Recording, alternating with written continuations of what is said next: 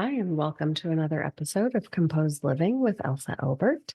I am your host, Elsa.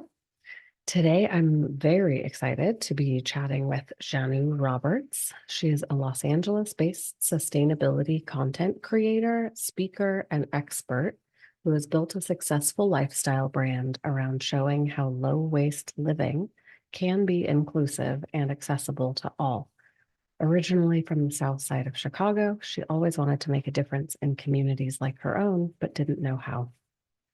After graduating with a degree in theater from Claremont McKenna College, she found a way to combine her talents with her desire to make a difference in the world. Through her various social media channels, she's able to reach those who want to start a sustainable and mindful life, but don't know how to begin. Janu was recognized as a Harvard Climate Creator to Watch and an honoree on the Create and Cultivate 100 list. She collaborates with a diverse array of brands, ranging from conscious home and finance companies to well-known travel brands. Please welcome me in joining Janu. Thank you so much for being a guest today, Janu. Thank you for having me. Happy to be here. So I was just sharing with you that, me and my team have been following you and your adventures. And I'm so honored to have a conversation with you. Finally, we've never connected in real life. But welcome to the show. And maybe you can tell our listeners a little bit about who you are and how you came to be doing what you're doing. Yes. Hi, I'm Janu. I'm a sustainability creator, and I have been full-time for about 3 years now, which is crazy to think about. I went to college in California. I went to Claremont McKenna, and I actually got a degree in theater. And like most people in LA, I thought I wanted to be an actor because that's what you do when you come to LA. And I was struggling to sort of find my way in. And I knew that because I didn't have connections or the financial resources, that I was going to have to find a way to sort of create the life that I wanted myself and not just wait on someone. So I just started personally going down this journey of living a more minimalist life. I started getting more into organizing and just being more intentional about all of my products and all of the things that were in my home. And I also saw on social media at the time, this is maybe we're talking maybe 5 years ago, that there weren't a lot of like diverse faces talking about minimalism or sustainable living. And I was like, oh, I think this is like a great, not only platform or like Instagram as a great platform to, share different ideas, but it's also a great way to, reach people. And I felt like I would stand out in a way because there just weren't that many at the time. And thankfully now there's, such a wide range of people that are talking about sustainable living that have a platform.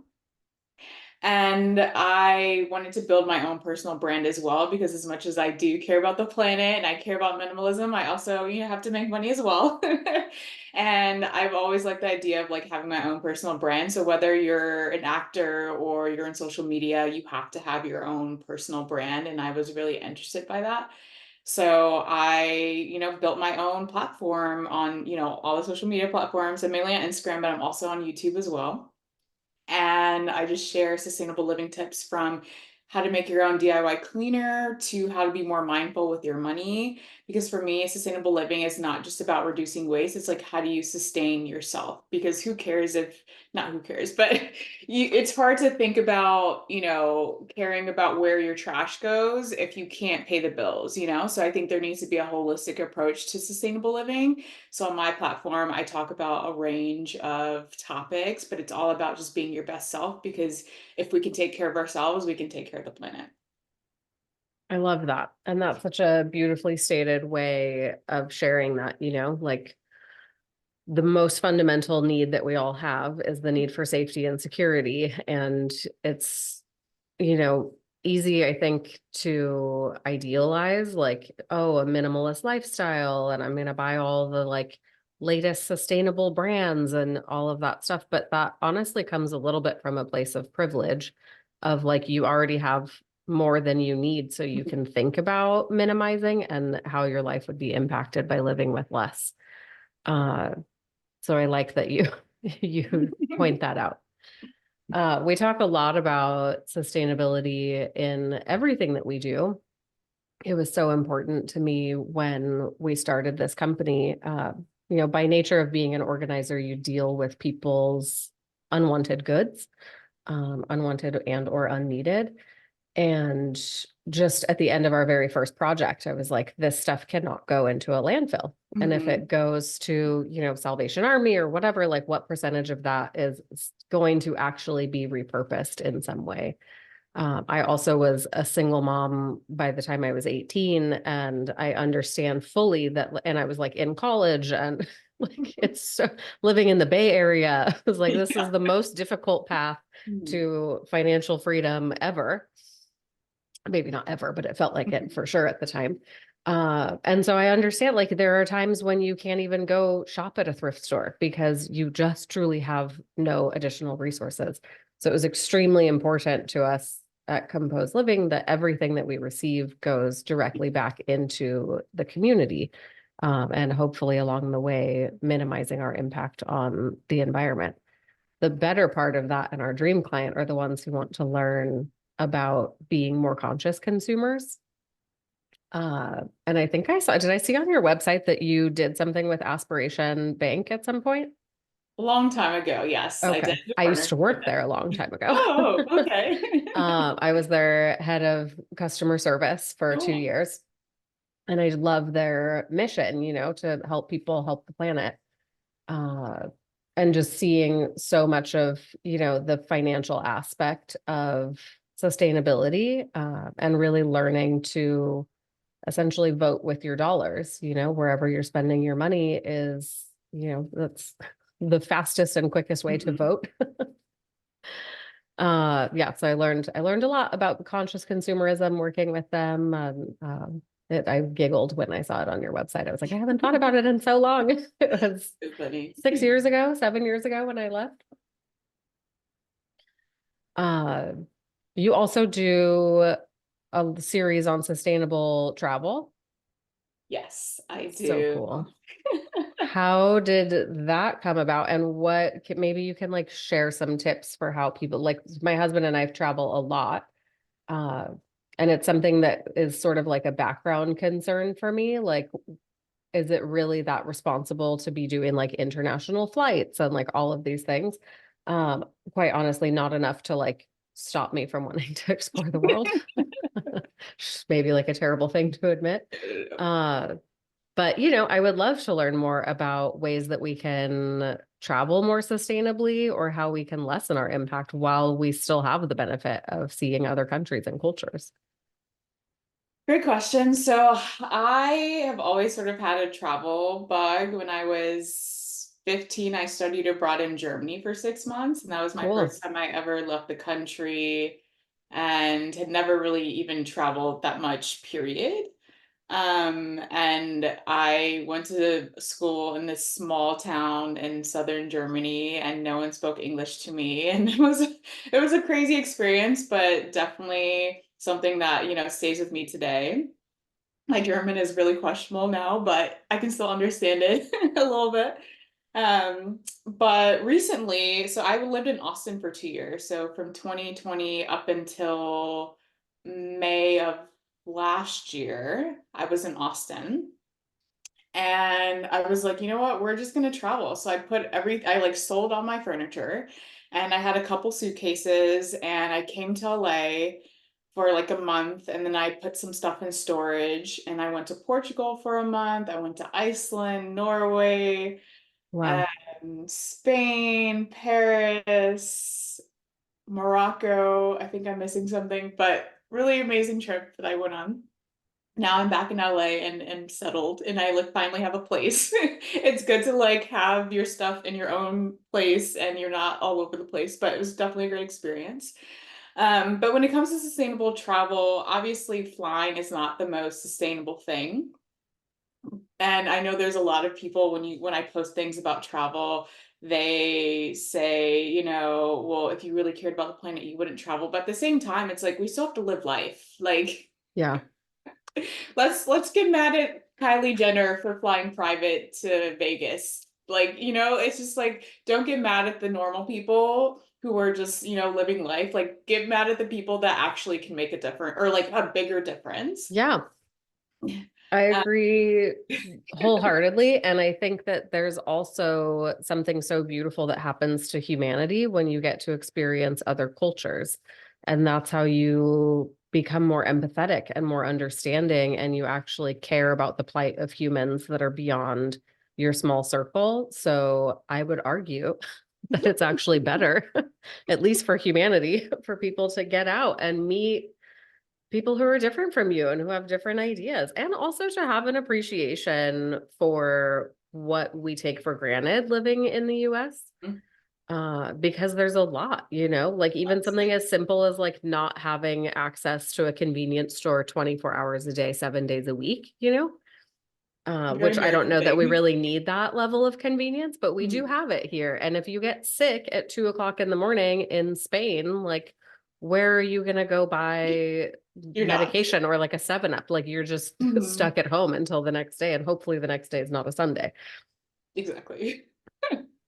So yeah, no, it's very eye-opening to travel. You like come back and you've had all these experiences and you met so many different people that think different from you.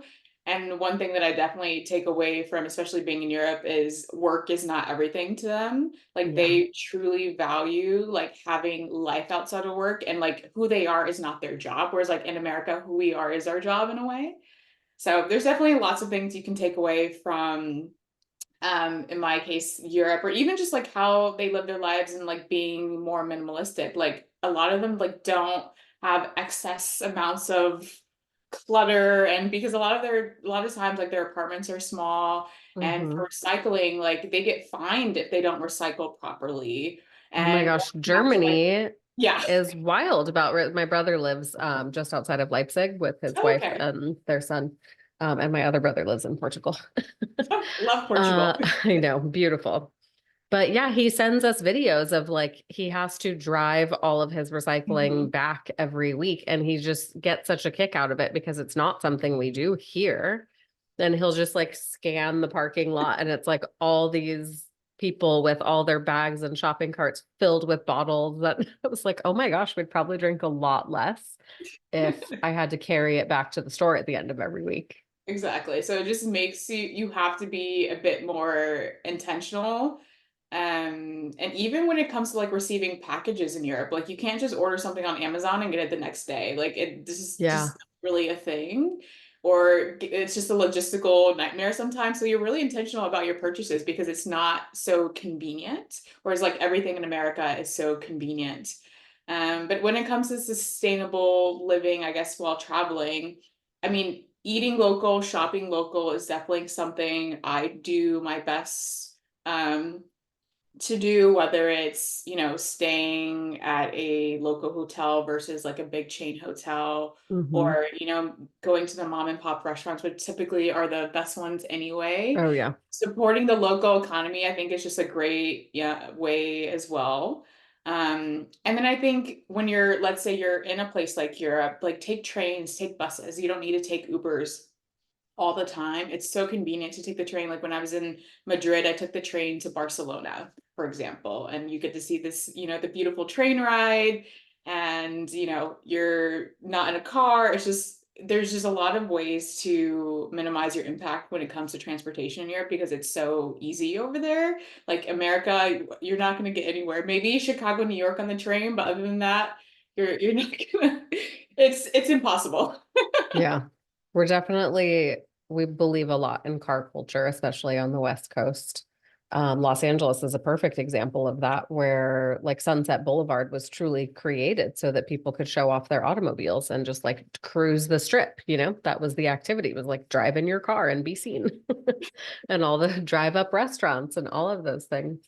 Exactly. And then Uh, there's like smaller things too, where it's like have your reusable water bottle with you. Like the tap water, for example, in Europe is perfectly fine to drink in most places. Obviously, do your research. And then also when you're going to certain places, like I went to Morocco and I wasn't drinking tap water, and don't feel bad for that. Like you can't do anything about it. Like you can't drink the tap water. So it's okay to not be perfect as well. You're gonna have to drink out of plastic sometimes, depending upon where you are. But even if you're like, have your own little like zero waste kit, whether it's like a beeswax wrap or reusable cutlery. Like you can take that on the go with you wherever you are. Anywhere. And so you're not using plastic cutlery. I always have my little, in my backpack, my bamboo spoon and fork, so I don't have to use the plastic wherever I am. Or like a stasher bags for leftovers, or maybe I am at a lounge and like I want to take a cookie with me or something. Mm-hmm. And I put it in the stasher bag. So there's definitely these small ways that you can, slowly make an impact. And people will sometimes think that, oh, it's just like one thing. But if like a million people do this, then it definitely makes a huge difference.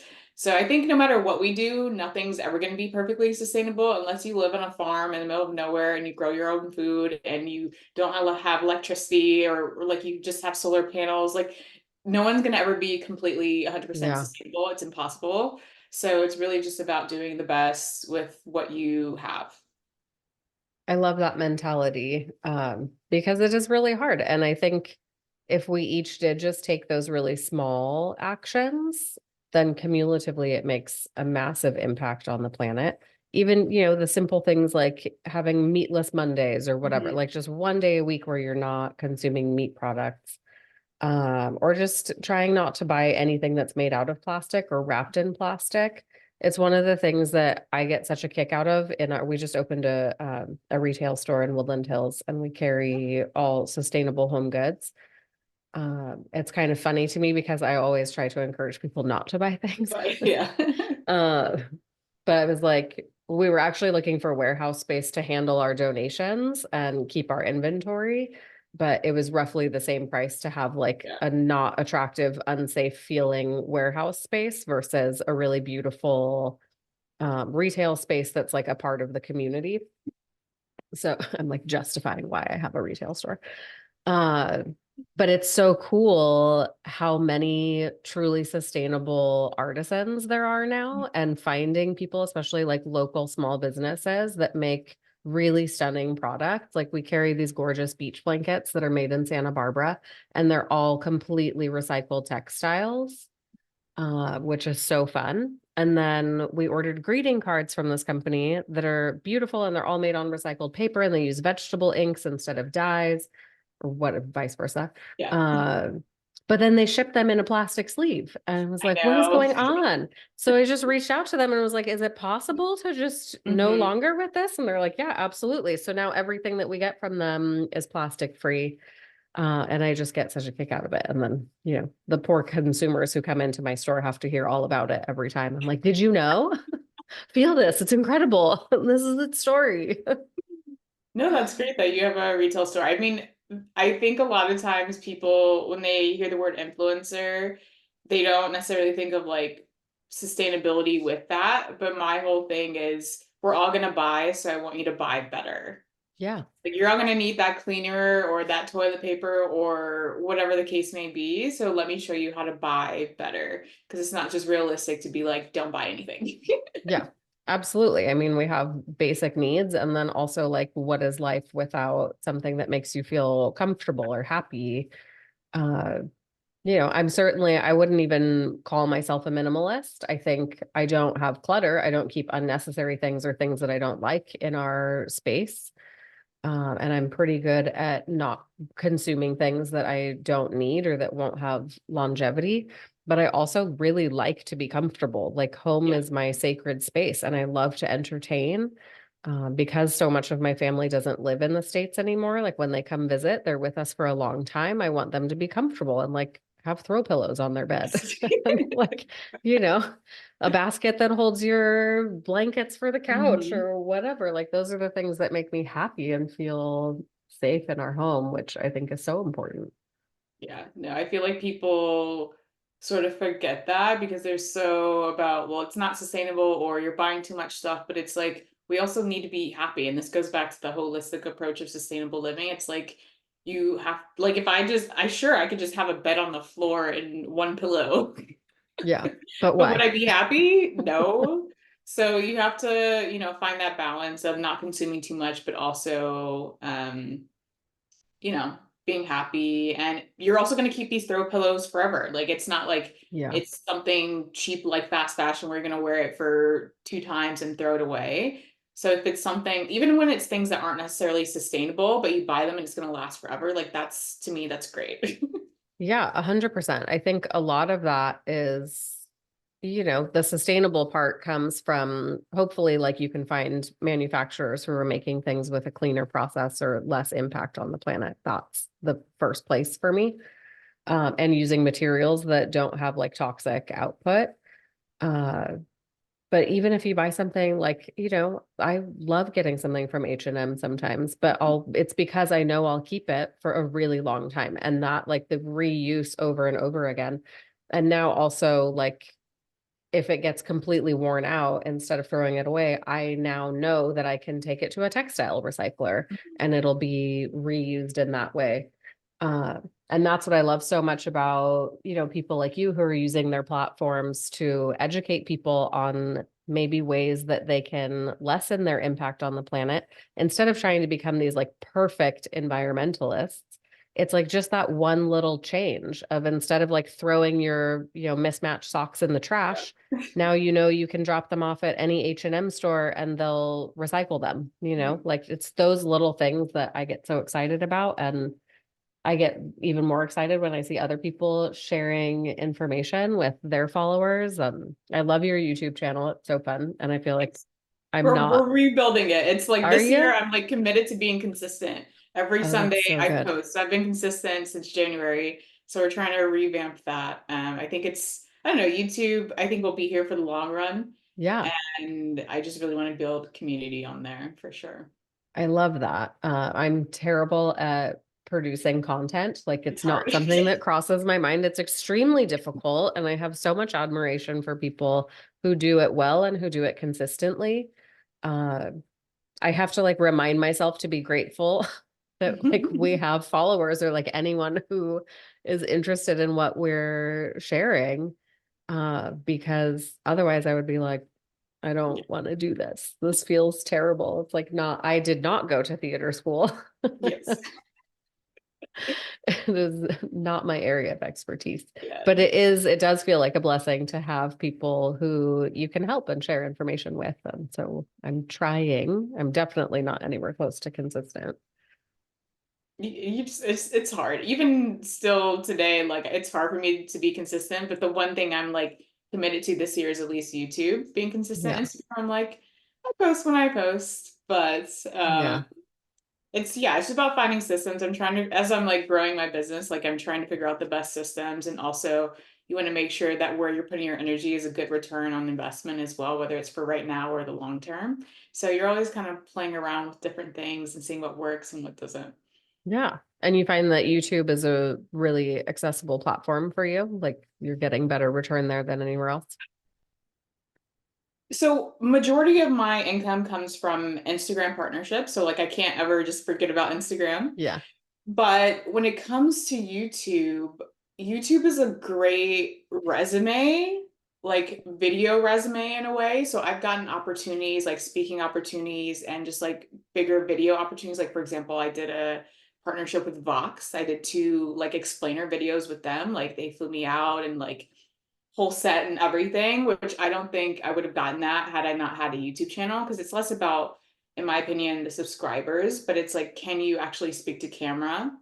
So it's definitely helped me in terms of other opportunities. So not necessarily getting millions of views yet, but it leads to other just like work opportunities because people can see they can actually speak to camera, which is a skill that not everyone has. Um, but I mean, TikTok, I'm like, we're still trying to figure out the best systems of things, but I'm always trying to think long term. Like Instagram and TikTok, who knows in 2 years, 3 years, 4 years where we'll be. But YouTube, 5 years from now, it's going to be give or take the same, right? Yeah.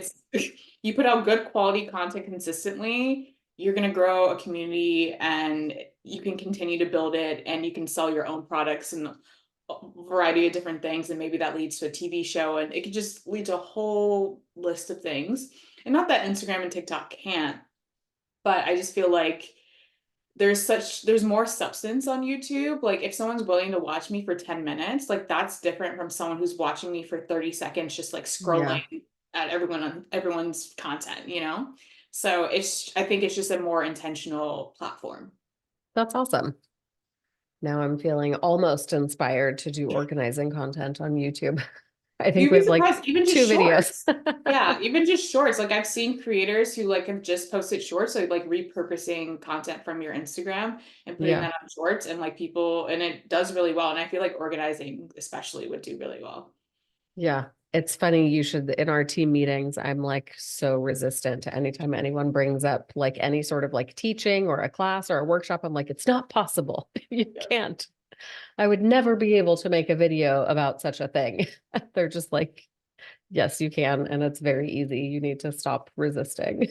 Yes. No, it's you sometimes you have to go outside your comfort zone. It's like not easy, but I feel like you're always glad that you did it when you look back. Yeah. I think it's like I feel as though everyone already has this information.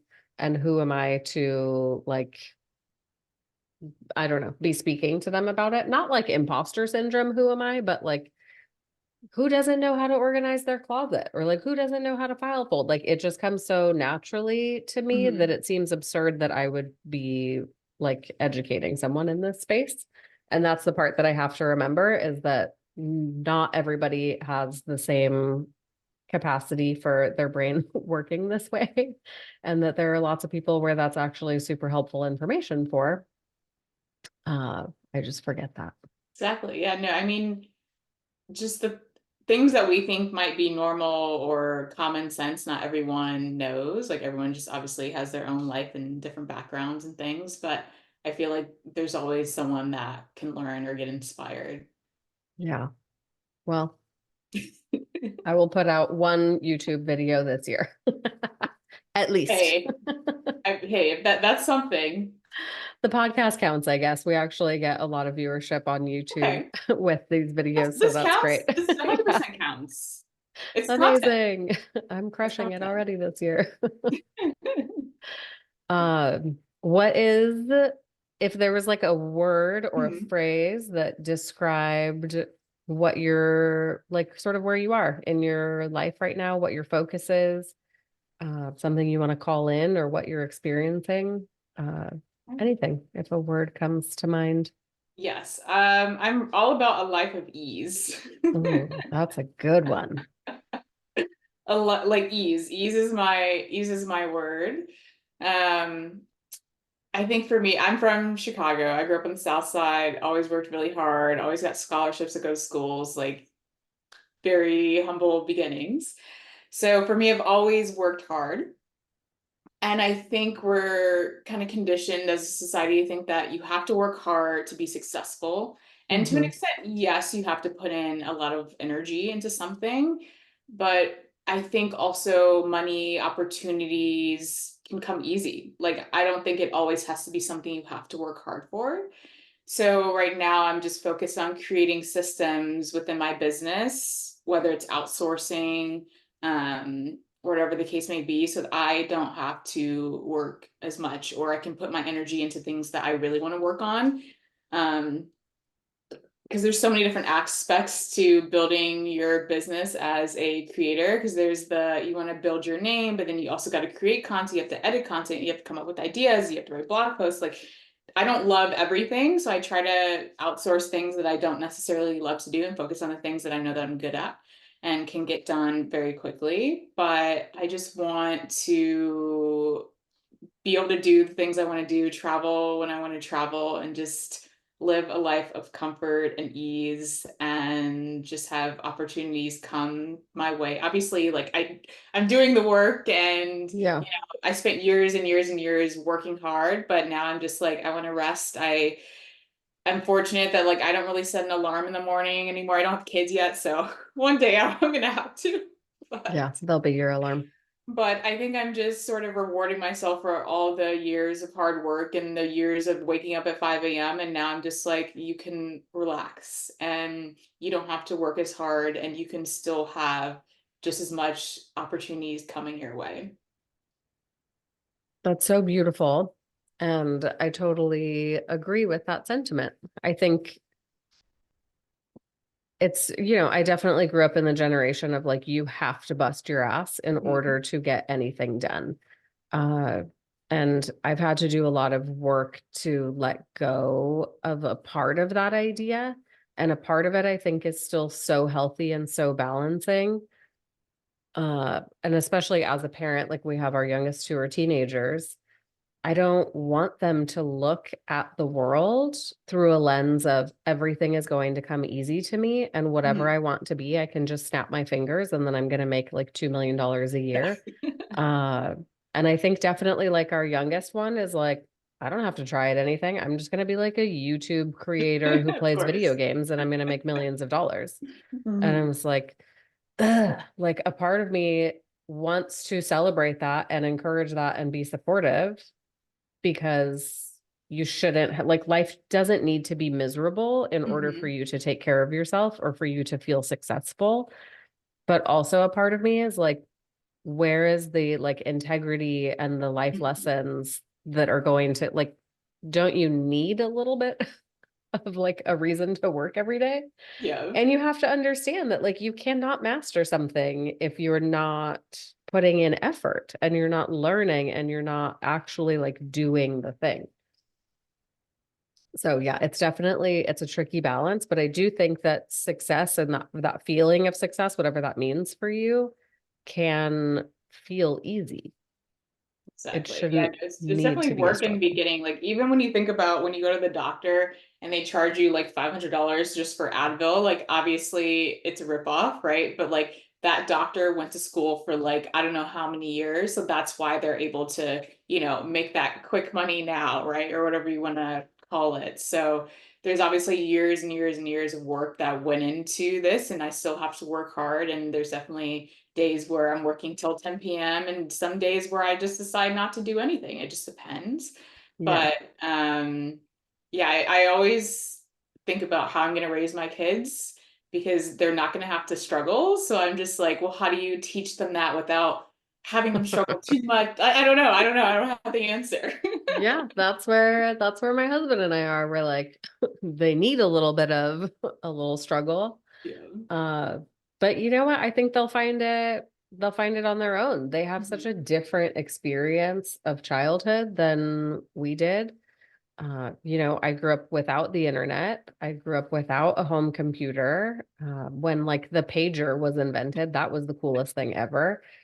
And there's a lot of beauty that comes from learning how to be bored, Mhm. like I don't experience boredom or a sadness that comes from a lack of productivity as an adult because I spent 3.5 months every summer just like reading the same magazine every day until the next Yeah. issue came out, or reading books. We'd go to the library and check out books because we went through them so fast. Uh, and like, I mean, we didn't have cable TV. We had 5 TV channels. So it's like you have the patience to sit Yeah. through commercials every 2 minutes because you don't have another option. But I think that that teaches you a lot as Mhm. an adult. If you learn how to be creative, you keep yourself occupied, and they don't have that. They're growing up in a world of instant gratification and this like compulsion to look at your phone every 3 seconds. Yes. And we'll ask them if they've watched a movie that I know for a fact they have not sat down and watched. And their answer will be, yeah. I'm like, when? When did you watch it? Like, I'm gonna need proof. And they're like, on TikTok. I'm like, you did not watch a whole movie on TikTok. And they're like, well, it's basically the whole movie because you can just like look for all the different scenes. And I was like, oh my God, even your experience of watching Goodness. a film is so bizarre to me. So funny. But at some point, I feel like they're going to get a very difficult life lesson of like, how does that translate into the real world? Like, if your Mhm. attention span is only 3 seconds long, you're going to have to learn that at some point and in a way that I didn't have to. So I think it's a very long-winded way of saying like their struggles will find them when they're Mhm. meant to. And I guess we can just kick back and be grateful that they don't have to like, walk uphill to school in the Yeah. snow. Yeah, exactly. Oh man, it's wild when I think like my dad was born in Zimbabwe Oh, and okay. lived there until he was about 15, I think. But his family left when he was like 12. They moved to Nairobi. And so Okay. as a 12-year-old, he would travel back and forth on a train or a bus Hmm. alone to go see his family every weekend. Like How long is that? trying to How long is that picture train ride? like a couple hours. Oh, okay. But just like this like Still, yeah. little 12-year-old child like alone in a country and in a Yeah. country that's not his, with his family in another country and making that journey with no cell phone, like no way of Yeah, true. communicating with your family if something goes wrong. Uh, and then we look at our kids and we're like, "Oh, you can't cross the street by yourself. That's wild." Like make sure your phone's charged. Something could go wrong. Oh goodness. Yeah. Just hilarious. Different world. Totally different world. You have so much awesome content on your website. Well, Adriana will definitely put links to all the ways for people to connect with you and learn from you. I loved that you have a whole section on finance and like books on productivity and books on financial health. I think that's so cool.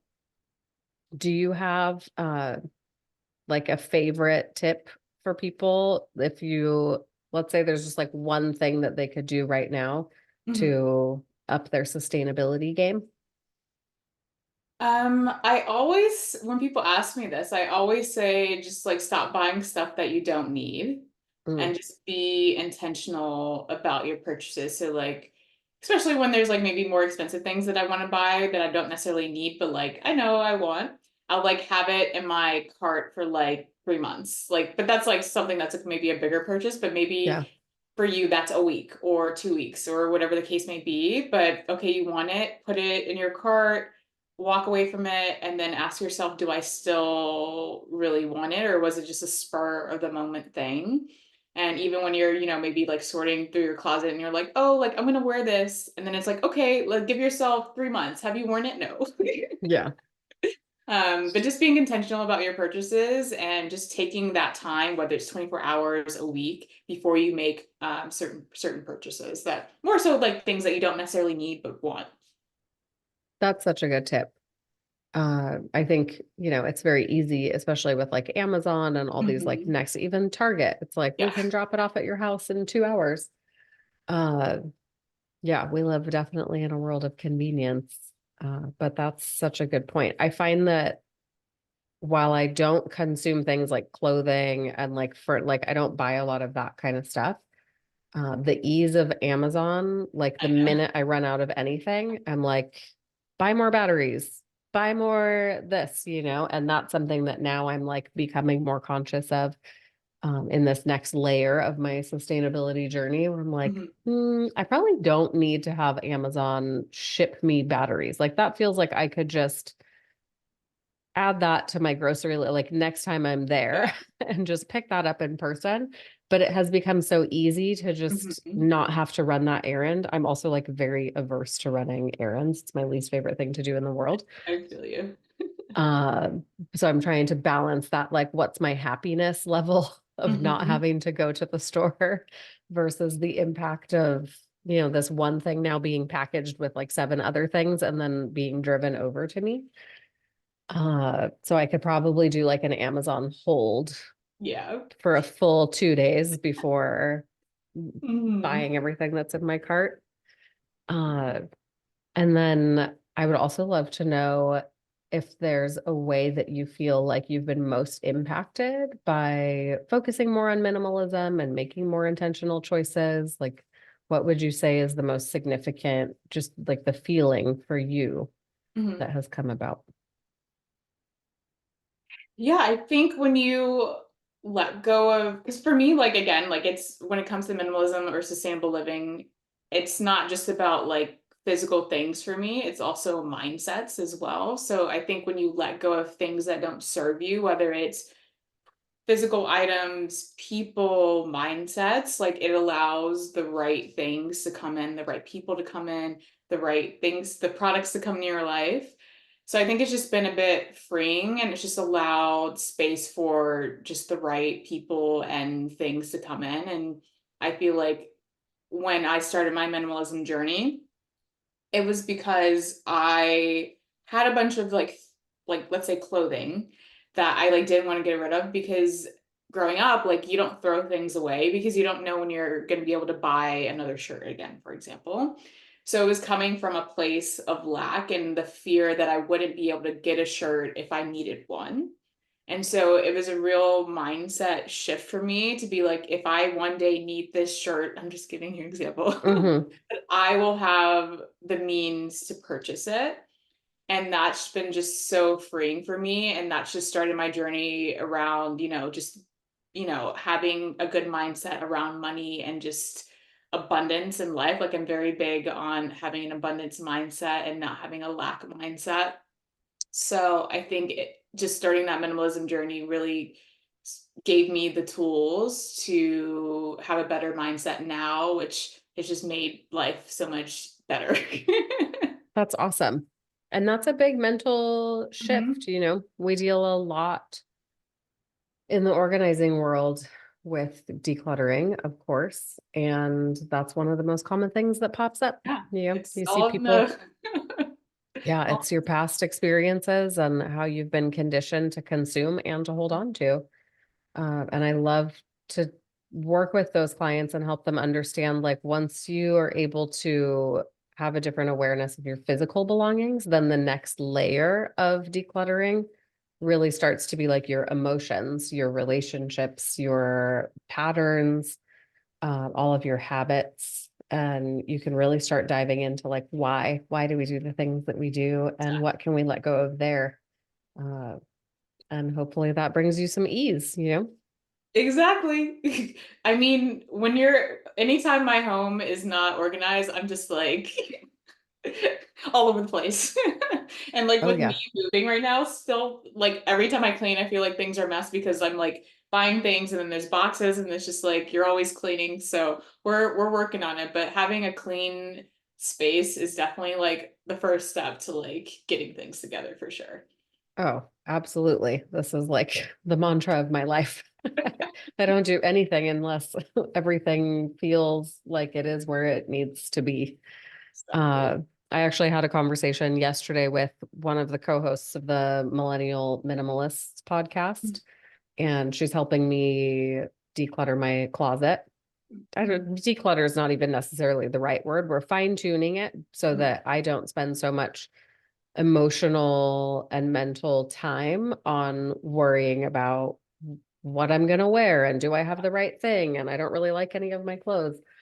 So she like gave me a task of going through everything that's in my closet and putting together like 10 outfits that are complete, that I love, so that then I can just be like, these are my 10 outfits. I'm not worried about anything else, or at least I know what I need to buy or whatever. And just knowing that this thing needs to be done, I've been like, I want to Yes. go do it right now. Like, I can't wait another second because now I know there's an opportunity to organize something even more in my home, but we're not in our home. So I've been very impatiently waiting. But it's so fun. It's like I don't get that many opportunities to organize in my own house anymore. It's all just about the daily maintenance. So now that I have this like huge project where I get to pull everything out, like I can't wait to get back. Oh, thank you so much for being my guest on this show Yeah. today. It's so nice to chat with you and to learn more about your experience and what you're working on. We will definitely be on the lookout for your weekly YouTube content. I'm so excited. And yours is one of like the few YouTube channels that I actually subscribe to and watch. I think I'm like a really late adopter of technology. It's okay. 20 years late to the YouTube game, but I'm getting there slowly. So fun. And then yeah, we'll post. I know, so you have your website, your Instagram, your YouTube. Is there any other place for people to connect with you? Or those are the big There's three? also TikTok as well. Oh, cool. So we're working on all the platforms. There's a Wow. million. Good for you. Well, thank you again, and thanks for You. listening.